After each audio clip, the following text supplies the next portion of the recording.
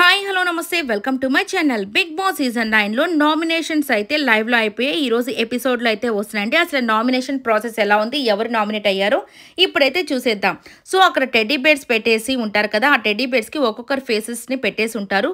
So వాళ్ళల్లో first ఎవరు పరిగెత్తుకుని వెళ్ళి సేఫ్ జోన్లో ఉంటారో మిగిలిపోయిన వాళ్ళంతా సేఫ్గా ఉంటారు. అలాగే మిగిలిపోయిన బొమ్మల్ని ఎవరైతే ఆ ఫేస్ ఉన్న బొమ్మల్ని పట్టుకుంటారో వాళ్ళు వచ్చేసి ఇద్దరు వాళ్ళ పాయింట్స్ వాళ్ళు, వీళ్ళ పాయింట్స్ వీళ్ళు చెప్తూ ఉంటారు. ఎవరి పాయింట్స్ రీజనబుల్గా ఉంటాయో వాళ్ళు వచ్చేసి నామినేషన్స్లోకి అవతల ఉన్నటువంటి కంటెస్టెంట్స్ చెప్తారనమాట. ఇక ఒకరు సేఫ్ అవుతారు, ఒకరు నామినేషన్లోకి వెళ్ళిపోతారు. ఇక రీతుకి సంజన గారికి ఫస్ట్ వచ్చేసి వీళ్ళిద్దరి మధ్య డిస్కషన్ జరిగింది కదా. ఇక రీతు పాయింట్స్ రీతు, సంజన గారి పాయింట్స్ సంజన గారు పెట్టారు. ఇక హౌస్లో అందరూ మోస్ట్లీ సంజన గారికే నామినేట్ చేస్తారన్న విషయం అందరికీ తెలిసిందే. ఆమె ఏం చేసినా ఏం చేయకపోయినా ఆమె మీద ప్రతి ఒక్కరికి ప్రతి వారం ఏదో ఒక పాయింట్ ఉంటుంది కాబట్టి ఈమె నామినేషన్లోకి వెళ్ళింది. రీతు సేవ్ అయిపోయింది. ఇక్కడ కెప్టెన్ కూడా డెసిషన్ తీసుకోవచ్చు.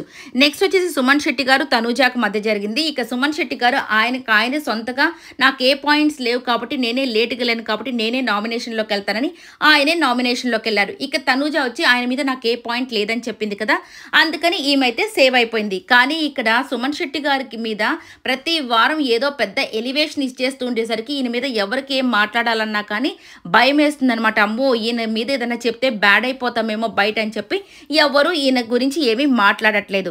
తర్వాత వచ్చేసి రాముని వచ్చేసి నాకు తెలిసి ఖచ్చితంగా గౌరవే చేస్తుంటాడు. ఎందుకంటే లాస్ట్ వీక్ నుంచి ప్లానింగ్ వేస్తూనే ఉన్నాడు, ఇతన్ని నేను ఎలాగైనా నామినేషన్స్లో పెట్టాలని. అందుకని నామినేషన్స్లో పెట్టేసినట్టున్నాడు. ఇక సాయి అలాగే డేమాన్ వీళ్ళిద్దరు బొమ్మలు తీసుకున్నారంటే వీళ్ళిద్దరు డిస్కషన్లో డేమాన్ అందరికీ ఫేవరెట్ కాబట్టి డేమాన్ సేవ్ అయ్యాడు. ఇక సాయి అయితే నామినేషన్స్లోకి వచ్చేసాడు. తర్వాత తనూజాకి ఇమ్మాన్యుయల్కి పడిందంట బిగ్ ఫైట్. కానీ ఇక్కడ నిజంగానే ఇమ్మాన్యుయల్ ఈ వారం అంతా సూపర్గా ఆడాడు కాబట్టి ఇతన్ని ఈసారి కూడా నామినేషన్స్లో లేడంట. ఇక తనూజాని నామినేషన్స్లో పెట్టేశారట.